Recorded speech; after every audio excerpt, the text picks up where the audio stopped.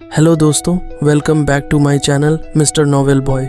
जिन्होंने इस सीरीज़ के पिछले एपिसोड्स मिस कर दिए हैं वो प्लेलिस्ट में जाकर देख सकते हैं, और जो पहले से साथ हैं उनके लिए हम आज का नया एपिसोड शुरू कर रहे हैं। सस शक्ति अब सिर्फ इकट्ठा नहीं हो रही थी बल्कि सांद्र हो रही थी, जैसे खुद आसमान सांस रोककर देख रहा हो। बैली यूटियान ने अपनी तलवार को आगे किया और सारी बैंगनी बिजली उसकी धार पर केंद्रित हो गई। कुछ ही पलों में आकाश से गिरी अनगिनत विद्युत उसे निगल गई और फिर चमकते सूरज जैसी चील उस ऊर्जा से बनी। बैली यूटियन उस विशाल बिजली पक्षी पर सवार हुआ। हाथ में दिव्य तलवार थी और आंखों में जीत की चमक। बैम! जुओफान और बैली यूटियान की तलवारें फिर भिड़ीं, मगर इस बार ये महज एक टकराहट नहीं थी, ये उनके जीवन की संचित शक्ति का विस्फोट था। जुओफान की divine I of the void और अपोकालिप्टिक थंडर फ्लेम ने उसकी ताकत को 3 गुना बढ़ा दिया। वहीं बैली यूतियान ने अपनी विश्व नियंत्रण शक्ति और सारी बिजली का रुख बदलकर अपने पक्षी में केंद्रित कर दिया, 10 गुना बलवती। जुओफान, जो पहले उसके बंटे हुए बल को झेल सकता था, अब इस केंद्रित महाविस्फोट के सामने टिक न सका। हुश! वो और उसका काला अजगर 2 मील दूर जाकर गिरे। बैली यूटियन भी कांपते हुए आधा मील पीछे गिरा, और जैसे ही दोनों थमे, फिर लपक पड़े एक दूसरे की ओर। आकाश बार बार गूंजा। काला अजगर और बैंगनी पक्षी बार बार भिड़ते रहे। हर टकराहट पर दुनिया की दीवारें हिलने लगीं। कोई मनुष्य इतनी शक्ति कैसे रख सकता है? भीड़ चौंकती जा रही थी। अब समझ आया, एक ही दुनिया में दोनों के लिए जगह नहीं। और फिर एक भयानक विस्फोट के बाद कोई एक जमीन में धंस चुका था। जुओफान, डांकिंगशन की टोली घबरा गई। बैली जिंगवे की आंखों में चमक लौट आई। जुओफान खून थूकता हुआ मलबे से बाहर निकला, कमजोर, थका, मगर मुस्कुराता हुआ। ऊपर बैंगनी बिजली पक्षी उड़ रहा था। उसके सिर पर बैली यूटियान, दुनिया का सबसे ताकतवर योद्धा, मगर अब थका हुआ, पर आंखों में विजय का नशा। जुओफान, हार गए तुम। जेनेसिस स्टेज तक पहुंचकर भी स्पिरिट किंग से टकराने की हिम्मत की तुमने। ये तुम्हारी गलती थी। बैली यूटियन। जुओफान हंसा। गलती? तुम भी तो थक गए हो बूढ़े। तुमने अपनी सारी शक्ति एक जगह केंद्रित कर दी, और मैं तो अभी भी सांस ले रहा हूँ। देखते हैं कौन पहले गिरेगा। तू गिरा है और मैं अभी खड़ा हूँ। बैली यूटियन ने अपनी तलवार भारी होकर भी उठाई। अब जब तुमसे निपट चुका हूँ, वो स्वर्ग का पर्दा भी अब मेरी पहुँच में है। उसने ऊपर की ओर देखा, मगर जुओफान मुस्कराया। कॉलिन अजीब मुस्कान। इतनी जल्दी जाने की क्या ज़रूरत है? Thunder flame dragon nest. उसने दुष्ट तलवार जमीन में गाड़ दी। बूम! धरती पर काली ऊर्जा की लहरें उठीं। रात जैसा अंधकार, चीखते हुए काले अजगर, सब कुछ लीलते चले गए।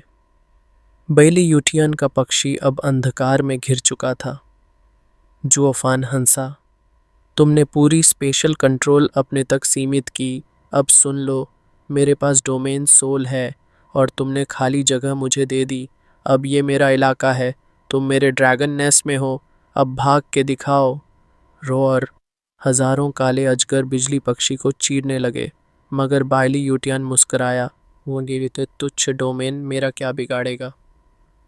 उसने अपने शरीर को झटका और बिजली पक्षी फिर गरजा। एक विस्फोट से पूरा नेस्ट टूट गया। धूप फिर लौट आई,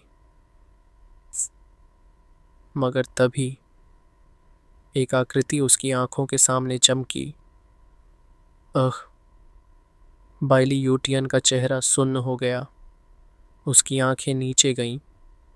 उसके पक्षी के सीने में एक लंबा सुराख था, और वही सुराख उसके शरीर से भी आर पार था। काले ज्वालामुखी जैसी आग उसके पेट में लगी थी। उसकी टांगें तो पहले ही उसमें जल चुकी थीं। भीड़ चिल्लाई, इनविंसिबल स्वॉर्ड, एक ठंडी कठोर आवाज़ धीरे से उसके कानों में गूंजी। मैंने कहा था, मेरी तलवार कला निगलने के लिए है। ड्रैगन नेस्ट तुम्हें धीरे धीरे तोड़ने के लिए नहीं था, बल्कि तुम्हारी इंद्रियों को निगलने के लिए था। एक स्पिरिट किंग जो स्पेस को नियंत्रित कर सकता है, उसके सामने एक पल की भी लापरवाही मौत है। इसीलिए मैंने डोमेन नहीं फैलाया। तुमने अपनी पूरी शक्ति खुद पर केंद्रित की और उसी में तुम्हारी हार छुपी थी। बैली यूटियन की भौहें कांप गईं। वो पलटा और देखा जुओफान का शांत चेहरा, हाथ में काली तलवार जिससे काले ज्वालामुखी जैसी अग्नि उठ रही थी। इनविंसिबल सोर्ड ने अपनी तलवार कसकर पकड़ी, फिर ऊपर आसमान की ओर देखा। वो स्वर्गिक रोशनी अब उसके लिए बहुत दूर थी, मगर हार मान ली उसने। जुओफान, तू जीत गया। जा, डेविल माउंटेन तक जा। ये संडरिंग सोर्ड ले जा और इस तलवार को शर्मिंदा मत करना। बाइली यूटियन ने तलवार उछाली और आंखें मूंद लीं। अग्नि ने उसे अपनी गोद में ले लिया और वह राख बन गया। जुओफान ने जब उस बैंगनी तलवार को हाथ में लिया, वो कांप रही थी, मानो अपने स्वामी का शोक मना रही हो। जुओफान ने एक धीमी सांस ली। इनविंसिबल सोर्ड, एक सच्चा प्रतिद्वंद्वी। फा सैकड़ों मील दूर सेक्रेड डोमेन में एक झोपड़ी के भीतर एक युवक शतरंज की बिसात के सामने बैठा था। उसका हाथ एक मोहरा रखने ही वाला था, मगर उसके हाथ कांप उठे और मोहरा बाकी गोटियों के बीच लुढ़क गया। वो चला गया। उसने गहरी सांस ली।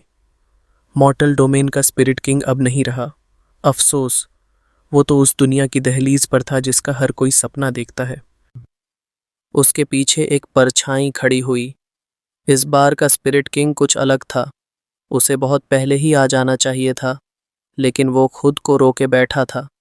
शायद इस बार भी वही वजह हो। युवक ने सिर हिलाया। नहीं, पिछली बार बस उसका सिग्नेचर कमजोर हुआ था, लेकिन इस बार वो पूरी तरह मिटा दिया गया है।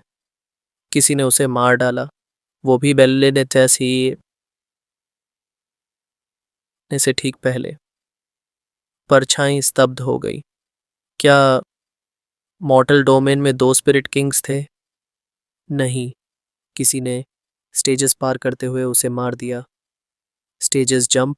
मॉर्टल डोमेन जैसी बर्बाद जगह से अगर कोई स्पिरिट किंग जन्मा तो वो अनमोल होता है, और उसे किसी ने स्टेज जंप करके मार डाला। ये तो कभी नहीं हुआ। युवक की आंखें गहरी हो गईं, क्योंकि इतने वर्षों तक वो वापस लौटने की सोचता भी नहीं था। अब जब उसने चाहा, कोई नहीं रोक पाया। हाँ हाँ हाँ हाँ।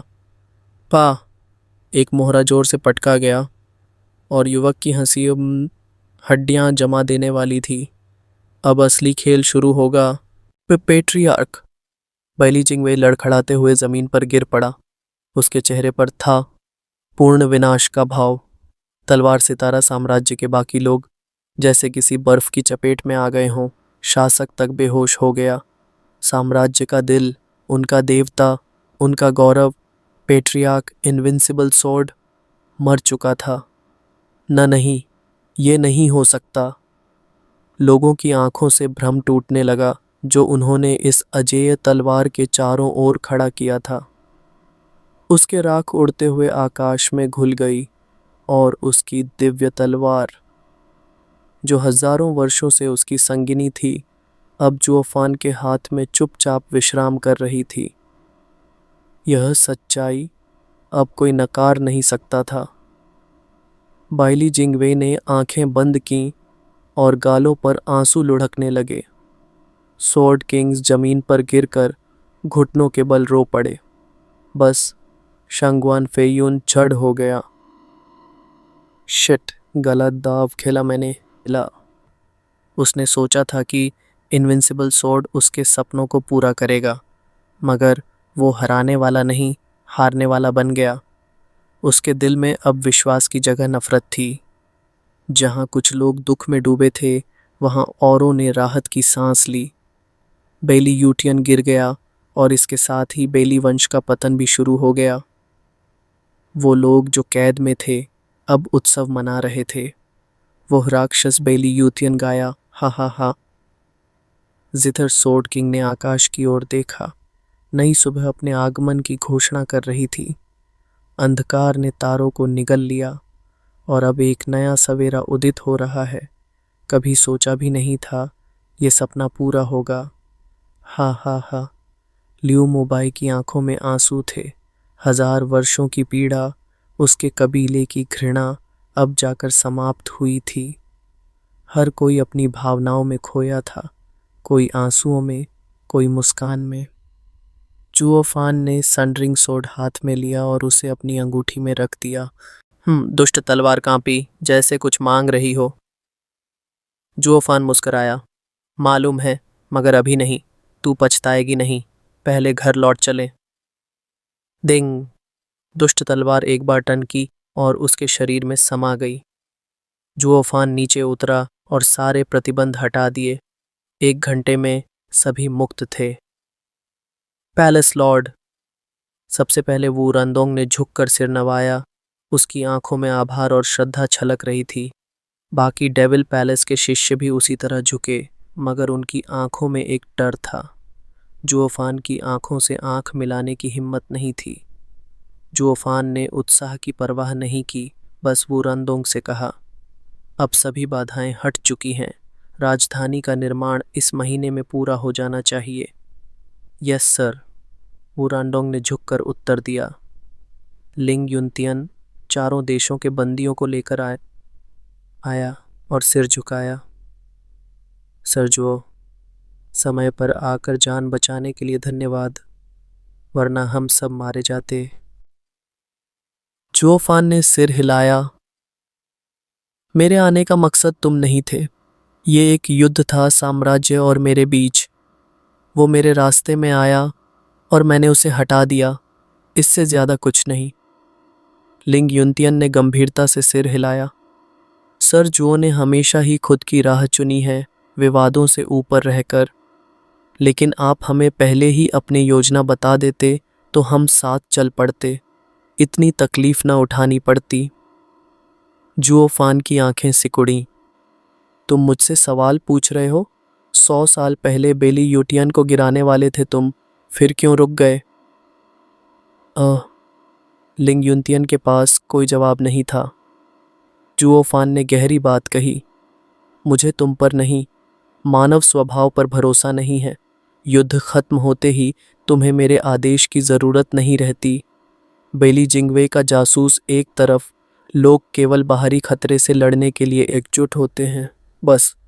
ओह, लिंग युनतियन सकपका गया। वो जल्दी से विषय बदलने लगा। सर जुओ, बात जासूसों की करें तो बुशिंगयुन तू हरामी, मैं तेरी लाश को भी हवा में बिखेर दूंगा। वो जासूसों पर चीखने लगा, मानो अभी उसने कोई महान युद्ध जीत लिया हो। बुशिंगयुन और उसके साथी भागने लगे, मगर लिंग युनतियन की टोली ने उन्हें पकड़ लिया और बुरी तरह पीटना शुरू कर दिया। जुओफान ने हंसी में तिरस्कार भर दिया। ये है बुधे अवुविकिमवे, बिग ब्रदर जुओ। मास्टर लुओ युनहाई और उसकी पत्नी लुओ क्लैन के साथ आए, खुशियां बिखेरते हुए। जुओफान मुस्कुराया और हाथ जोड़कर बोला, मुझे क्षमा करें, मैंने आपको बहुत दुख। Shove it where the sun doesn't shine. एक गुस्से से कांपती आवाज़ गूंजी और एक खूबसूरत स्त्री उसके सीने पर उंगली टिकाते हुए चीख पड़ी, बेवकूफ़ कमीने, 100 साल हो गए, एक भी संदेश नहीं भेजा। हमें तो लगा तुम मर ही गए, कम से कम बता तो देते कि जिंदा हो। जुओफान लड़खड़ा गया। इनविंसिबल सोर्ड की भारी आभा झेल चुका था, मगर इस लड़की की उंगलियों की चोटें उसके दिल को तोड़ रही थीं। यंग मिस, मैं सच में बताना चाहता था, मगर तुम्हें शामिल नहीं करना चाहता था। डरता था कि, तो इसलिए सबको नज़रअंदाज कर दिया। हमें फिर भी खींच ही लिया गया ना। जो होना है वो होगा। तुम साथ रहो या नहीं, डर किस बात का था? लुओ युनचांग बोलती गई काफ़ी देर तक, फिर आंसू बहते बहते उसे कसकर गले से लगा लिया। जवाब दो और कहीं मत जाना। मैंने कहा था ना, चाहे जो हो हम साथ चलेंगे, फिर मत छोड़कर जाना प्लीज़। जुओफान स्थिर रह गया, उसके सीने पर झुकी उस मासूम चेहरे को देखता रहा और नहीं जानता था अपने हाथ कहाँ रखें। यंग मिस, अपना हाथ दो मुझे। लो युनचंग ने उसका हाथ थामा और अपनी कमर पर रख दिया, फिर अपना सिर उसके सीने पर टिका दिया जहां वो मुस्कुरा रही थी, आंखों से खुशी के आंसू बहाते हुए। जुओफान ने नाक खुजाई, बाकी लोगों की ओर देखा जो मुस्कुरा रहे थे मगर मन ही मन निकल भागने की सोच रहे थे। पैलेस लॉर्ड, मैं लोग इकट्ठा करता हूँ, काम शुरू करवा दूँ? अरे इतनी जल्दी क्या है, अभी तो सबको बचाया है, कुछ दिन आराम नहीं कर सकते क्या? हे। वो रंदोंग दौड़ गया। जुओफान ने नीचे देखा जहाँ लुओ युनचांग अब भी उससे चिपकी थी। उसने लंबी सांस ली। यंग मिस, मुझे अपनी पत्नी को ढूंढना है। लुओ युनचांग कांपी मगर फिर भी उसने उसे नहीं छोड़ा।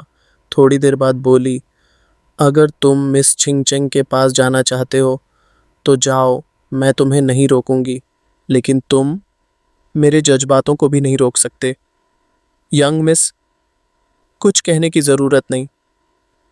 वो सीधी खड़ी हो गई, उसकी आंखों में झांकती हुई मुस्कुराई। मैंने कहा था मैं तुम्हें नहीं रोकूंगी और तुम मुझे नहीं रोक सकते, हम परिवार हैं। चलो वापस चलते हैं। स्टीवर्ड जुओ, तुम्हारी कुर्सी हमेशा तुम्हारे लिए खाली थी, चाहे तुम कुछ भी करो हम साथ करेंगे। मिस चिंगचेंग को ढूंढना भी, हम हमेशा तुम्हारे साथ रहेंगे, बस तुम हमें छोड़ना मत। लुओ क्लैन ने सिर हिलाया, उनकी आंखों में साफ दिखाई दे रहा था निर्मल सच्चा भाव। जुओ फान को उनके प्रेम ने छू लिया। उसने धीमे से सिर झुकाया और कहा, अगर यही चाहते हो तो सुनो, लुओ क्लैन का मुखिया स्टीवर्ड वापस आ गया है। टिडेना। भीड़ में खुशी की लहर दौड़ पड़ी, लोग कूदे, झूमे, चिल्लाए, मगर उनके चेहरों की मुस्कान में भी जुओफान की आंखों में कहीं गहरी उदासी थी। मुलाकात सिर्फ विदाई के लिए होती है, साथ बिताए दिन अब गिनती में रह गए हैं, एसेंशन का रास्ता अब पूरा होने को है। रुको, उसे मत छूना, अगर तुम्हें उससे कोई काम है तो पहले मुझसे निपटना होगा। एक तेज चिल्लाहट ने जुओफान का ध्यान खींचा। उसने भौहें चढ़ाईं, चौंक कर उस दिशा में देखा, फिर सिर हिलाया और उस ओर चल पड़ा। धड़ाम, एक कैदी ने एक ताकतवर शख्स को जमीन पर गिराया और हंसता रहा। हाँ हाँ हाँ, तो ये है तुम्हारा अंजाम, ताकतवर सोर्ड किंग, हाँ हाँ हाँ। रुको, हमने आत्मसमर्पण कर दिया है, अब और क्या चाहते हो? बाली यूयू ने आंखों में आग भरकर कहा। उस युवक ने गंदी मुस्कान के साथ कहा, क्या चाहता हूँ पूछती हो? सोर्ड किंग्स हमेशा खुद को सबसे ऊपर समझते थे ना, अब जब इनविंसिबल सोर्ड मर चुका है तो तुम्हारी अकड़ भी बेकार है। जिंदा रहना है तो झुको, वरना वरना क्या? उसके हाथ को किसी ने लोहे की मरोड़ से पकड़ा। जैसे ही वो पलटा, चेहरा सफ़ेद पड़ गया। मार्शल जुओ, हमने सारे कैदियों को तुम्हारे लिए तैयार कर दिया है। बाली यूयू कांप गई। जिस शख्स की तस्वीर उसने 100 सालों तक दिल में संजो रखी थी, वो सामने था। जुओफान ने नज़रें तिरछी करते हुए कहा, ओह, तुम्हें पता भी है कि ये मेरे कैदी हैं? अगर कोई और देखता तो यही समझता कि तुमने उन्हें पकड़ा है। कितने काबिल हो तुम लोग जो सेंट्रल एरिया के सोर्ड किंग्स को गिरा लाए। नहीं मार्शल जुओ, आप हमारे ग्रैंड मार्शल हो, जैसे 100 साल पहले थे, ये सब आपके लिए किया है। बड़े काम निकलने वाले बहाने हैं, तब तो कुछ नहीं किया, और अब जब मैं जीत गया तब आ गए झूठी चमचागिरी करने। जुओफान ने उसे हवा में उछाल दिया। वो दूर कहीं गिरा और गायब हो गया। मैं तुम्हारे बिना भी ठीक हूँ। बाकी लोग जैसे कुछ हुआ ही ना हो चुपचाप सर झुकाकर वहां से हट गए। जुओफान ने उन्हें अनदेखा किया और उस ओर देखा जहां बाली यूयू अब भी उसे टकटकी लगाए देख रही थी। उसने उंगली चटकाई और उसके बंधन टूट गए। मैंने देखा था, जब तुम छवर से लड़ी थी तुम्हें खरोंच तक नहीं आई थी। तो ये कीड़े तुम्हें पकड़ कैसे पाए?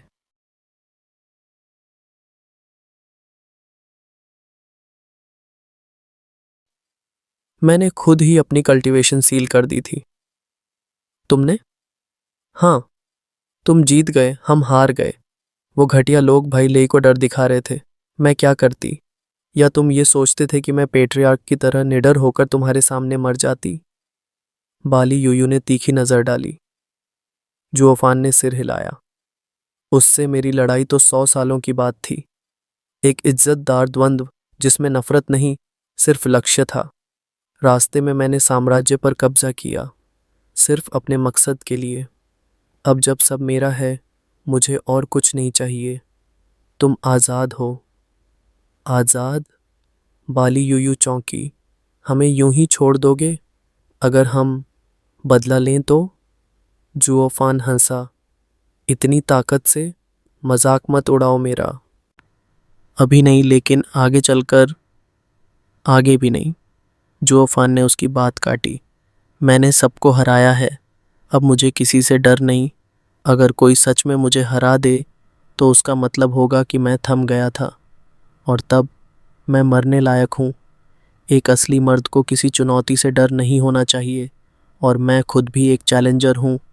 खुद को हर दिन चुनौती देता हूँ, वरना तुम्हारे पेट्रियार्क की ज़रूरत न पड़ती, और शायद तुमसे ही हार जाता। बाली यूयू की आंखें भीग गईं। तुम पेट्रियार्क से भी बड़े हो। वो सिर्फ ऊपर चढ़ना चाहता था, पर हार से डरता था। तुम नहीं डरते, इसलिए जीते। तारीफ मत करो। जिसे मैं डरता हूँ, वहाँ तक तुम कभी नहीं पहुँचोगी। जुओफान ने मुड़कर चलते हुए हाथ हिलाया। ले जाओ इन्हें।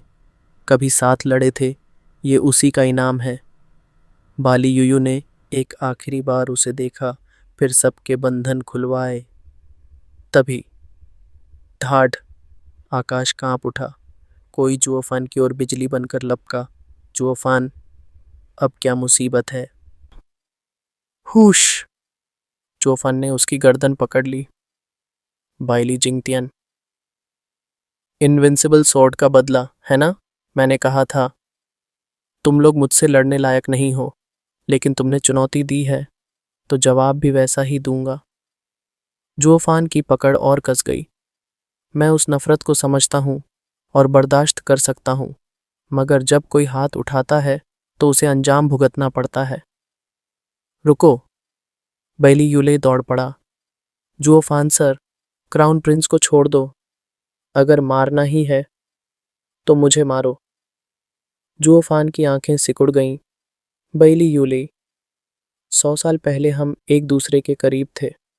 तुमने मेरी मदद किसी और के लिए की थी, मगर मैंने उसे एहसान माना। पर ये क्राउन प्रिंस के लिए इतना आगे क्यों?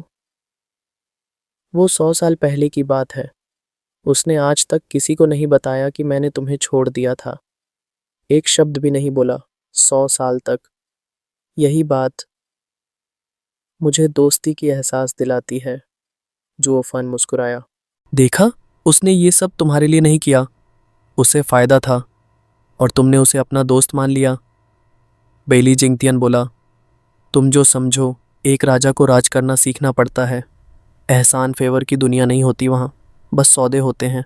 मगर हाँ, जब काली आग ने मुझे घेरा था, थंडर सोर्ड किंग ने मेरी जान बचाई, मेरी बाजू काटी, और मैं भी यही करना चाहता था, लेकिन कर नहीं पाया, क्योंकि उस वक़्त करता तो मेरा सिंहासन जाता। इतिहास में कभी कोई एक बाँह वाला राजा नहीं हुआ, इसलिए उसने मेरी समस्या सुलझाई। बाद में मैंने उन्हें छुपाया, क्योंकि अब मैं अधूरा था, मुझे बस खुद को बचाना था। जुओफान ने हंसते हुए कहा, देखा, ये सब उसकी चालें थीं, एहसान नहीं, और तुमने उसके लिए अपने मन को समर्पित कर दिया।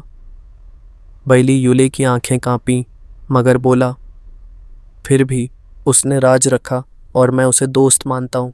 मैं चाहता हूँ तुम उसे छोड़ दो। ठीक है, तुमने उसके लिए गुजारिश की, और मैं तुम्हारे लिए मानता हूँ, मगर बस एक बार।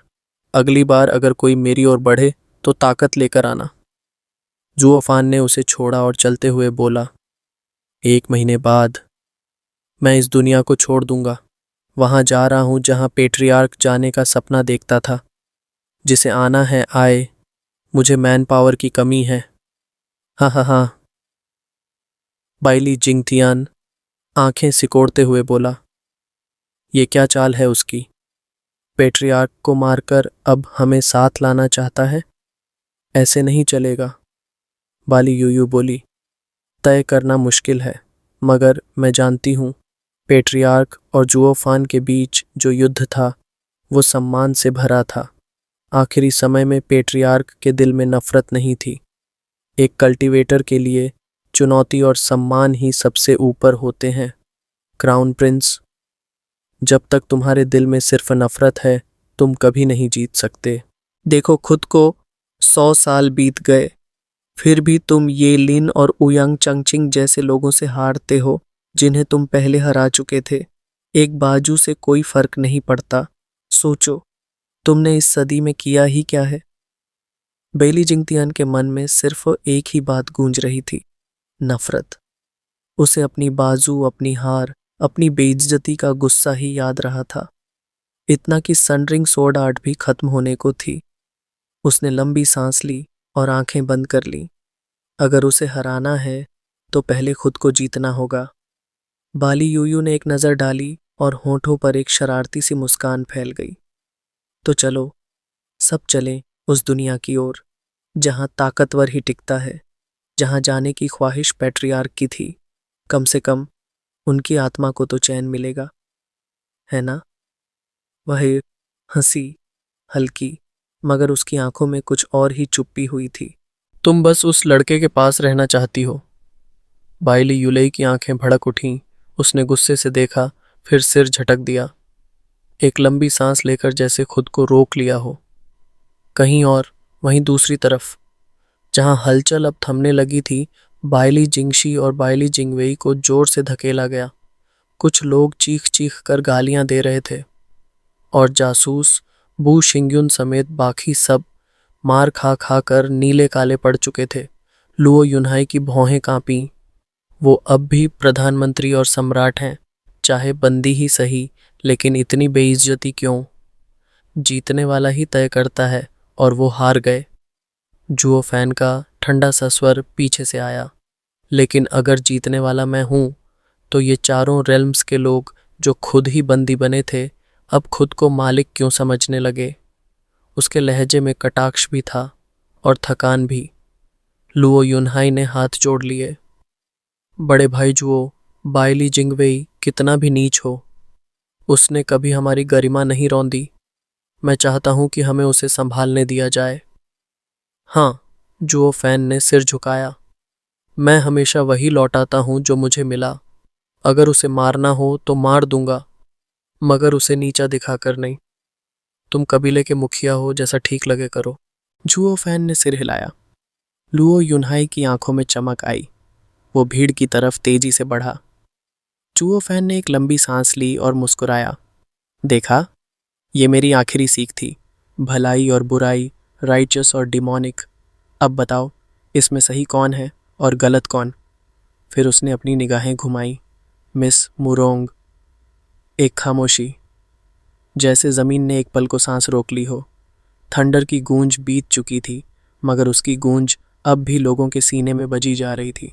जुओ फैन ने एक दुनिया जीत ली थी, लेकिन उसकी नज़रों में कोई जीत नहीं थी, बस एक सफ़र पूरा हुआ था। अब जो कुछ बचा था वो था कल्टीवेट करने की अगली मंजिल। एक नई रियल्म, एक नया शून्य, जहाँ सिर्फ वो जा सकता था जो डर को छोड़ दे, जो अतीत को रुकावट नहीं बस रास्ता माने। बाली यूयू, बाइली यूलेई, बाइली जिंगटियान सब उस रास्ते की ओर देख रहे थे जो पैट्रियार्क ने कभी चुना था और जो अब जुओ फैन चुन चुका था। मगर क्या वो चल पाएंगे उस ओर, या फिर नफरत, दुख और बीते 100 साल की टीस उन्हें पीछे खींच लेगी? शायद ये जवाब सिर्फ वक्त देगा, या फिर जुओ फैन की परछाई। हूँ, यही हैं दुनिया के सबसे बड़े प्राइम मिनिस्टर और लॉफ्टीएस्ट एम्परर। एक जवान ने बेली जिंगवे को ठोकर मारी और गुर्राया। बहुत उछलते थे ना, अब देख मेरे पैरों के नीचे पड़े हो। ही, अब समझ आया ना टेस्ट ऑफ डिफीट? अब हमारी बारी है तुम्हारे जैसे हाई एंड माइटी लोगों को टॉय की तरह यूज करने की। हा हा हा। बैंग। बेली जिंगवे और बाकी लोग चुपचाप सब कुछ सहते रहे। कोई जवाब नहीं दिया, ना गुस्से में ना दुख में, सिर्फ दांत भींचे और अपमान को निगलते रहे। दूसरी ओर जो लोग उन्हें मार रहे थे वो और ज्यादा बेकाबू हो चले। जब लुओ युनहाई बीच में आए और क्राउड को हटाया तब जाकर मामला शांत हुआ, पर जाते जाते भी वो हंसी जैसे कोई अंडरडॉग जीत के आया हो। मुरोंग सुए ने एक गहरी सांस लेकर सिर हिलाया। ये वही लोग हैं जो कभी अपने ही लोगों को धोखा दे चुके हैं। जरा सी जीत मिली और ये सब खुद को मालिक समझ बैठे। बेली जिंगवे जैसे मास्टरमाइंड ने भी इतनी नीचता कभी नहीं दिखाई थी। जो फान ने बस हल्की सी हंसी हंसी। उसकी आंखों में चमक थी पर कोई खुशी नहीं, बस एक समझ। अच्छाई और बुराई सब सोच से शुरू होती है। इस दुनिया में कौन है जो अपने अंदर के दानव को सच में काबू कर पाया है? हा हा हा। इंपीरियल कैपिटल अब पूरी तरह गिर चुकी थी। शांगवान फेयुन और दूसरे जासूसों को तीनों लैंड्स के लीडर्स ने अपने साथ ले लिया। बाकी सारे बंदी लुओ क्लैन को सौंप दिए गए। ये खबर बिजली की तरह पूरे एम्पायर में फैल गई। जो थोड़े बहुत रेजिस्टेंस में बचे थे उनका भी हौसला टूट गया। सब जान गए एम्पायर अब ऑफिशियली गिर चुका था। सेंट्रल एरिया भी अब जुओ फान के अधीन था। ईस्टर्न लैंड्स में भी रेबेलियन जीत गया और शांगवान क्लैन को फिर से वहां की पावर दे दी गई। अब पांचों रेल्म्स में शांति लौट आई थी। धार्मा किंग्स अपने अपने इलाकों में ड्यूटीज निभाने लौट गए। जुओ फान ने भी सब कुछ पीछे छोड़ दिया और लो क्लैन के साथ आराम करने चला गया। लो सीफन और बाकी दो बच्चों का दिल घबराया हुआ था। उन्होंने अपने माता पिता को देखकर जैसे राहत की सांस ली, और फिर जब उन्होंने देखा कि स्टीवर्ट जुओ, जो असल में जो इफान द डिमोनिक एम्परर है, वापस आ चुका है, तो पुरानी पीढ़ी के सभी एल्डर्स ने झुककर उसे अभिवादन किया। बच्चों को समझ आ गया था ये वही आदमी है जिसने पूरे अलायंस की नींव रखी थी, और वो अंधा नहीं है। उनके दिल में सवालों की बाढ़ थी। 3 दिन बीत गए। जुगे चांगफेंग और जुओफान अब लुओ क्लैन के बाग में चेस खेलते हुए हल्की बातें कर रहे थे। लुओ सिफान फैसिनेशन से चेस बोर्ड की चालें देख रही थी।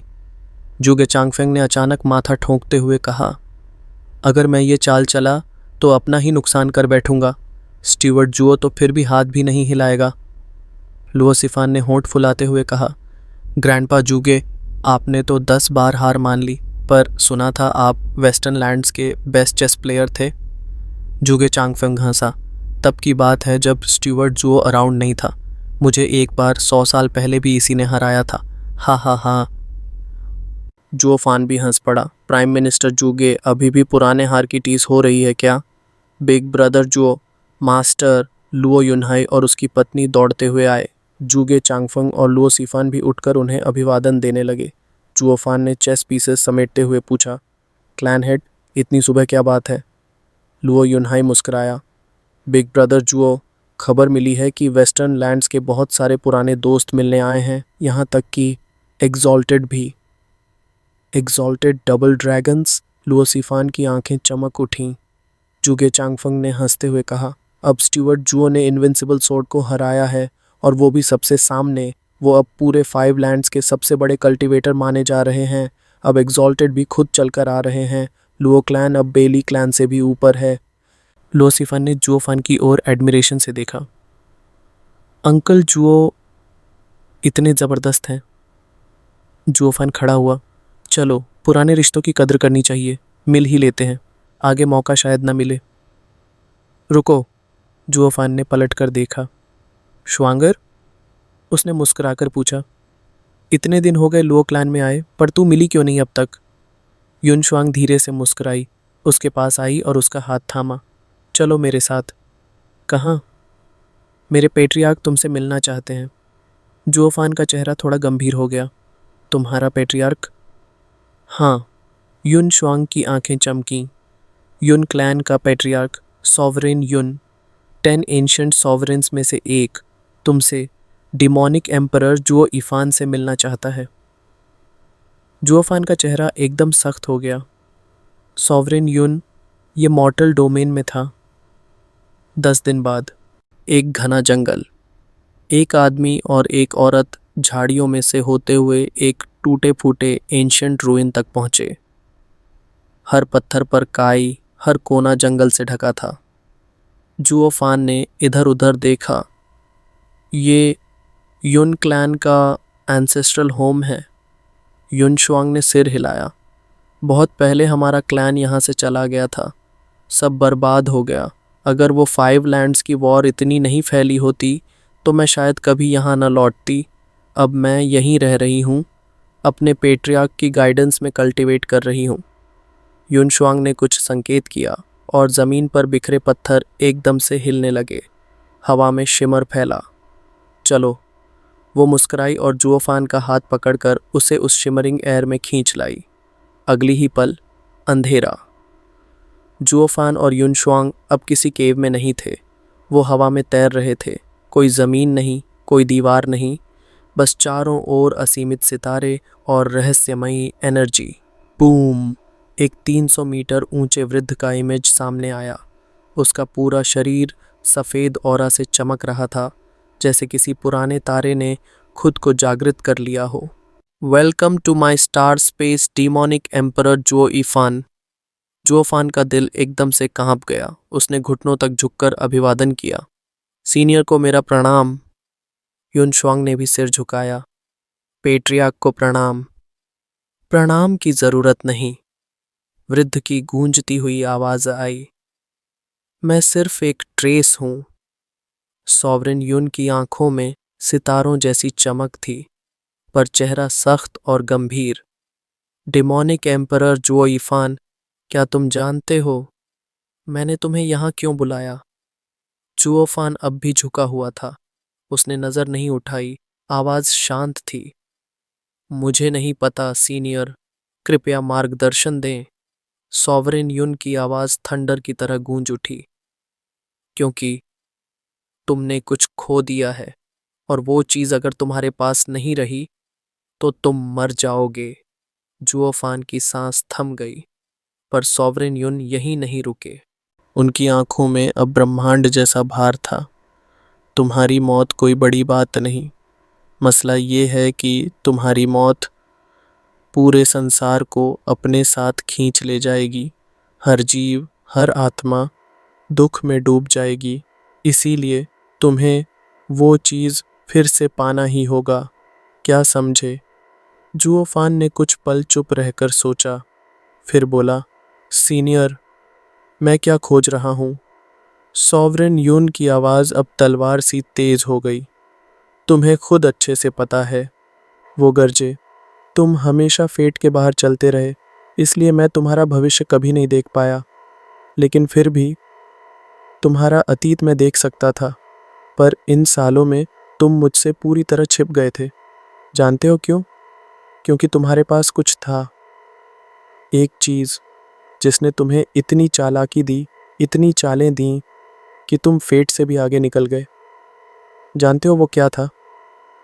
जुओफान की आवाज़ थोड़ी भारी हुई। सीनियर का इशारा क्या उस चीज़ की ओर है? सॉवरेन युन की आंखें रहस्यमय ढंग से चमकी। जो तुम्हें पाना है वो तुम्हें ही पता है। मैं तो सिर्फ तुम्हें याद दिलाने आया हूँ कि वो चीज़ अब तुम्हारे पास नहीं है। तभी सॉवरेन युन की हथेली चमकी। उसमें एक काली गोलाकार स्फीयर उभरी, जिसे उन्होंने हवा में फेंका और वो सीधा जुओफान के सामने आकर रुक गई। ये है वर्ल्ड ब्रिज, एक 6th ग्रेड सेक्रेड वेपन। इसे मैंने अपनी पूरी शक्ति से बनाया है। दुनिया में कोई भी जगह, कोई भी रेल्म इससे दूर नहीं। जहाँ जाने का सोचोगे, ये तुम्हें वहाँ ले जाएगा। जिसे खोजना है, चाहे वो कोई चीज़ हो या कोई इंसान, ये तुम्हारा मार्गदर्शक बनेगा और ये तुम्हें उसी दिशा में ले जाएगा जहाँ तुम्हारा वो खोया हुआ तुम्हारा इंतज़ार कर रहा है। जुओफान ने स्फीयर को हाथ में थामा और अचानक जैसे कोई पुरानी धड़कन उसकी रगों में लौट आई।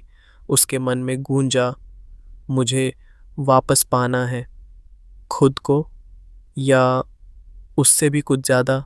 अगर आपने यहाँ तक देखा है तो दिल से शुक्रिया कहता हूँ, और अगर अगला एपिसोड जल्दी देखना चाहते हो तो ज़्यादा से ज़्यादा लाइक, कमेंट और सब्सक्राइब ज़रूर करें।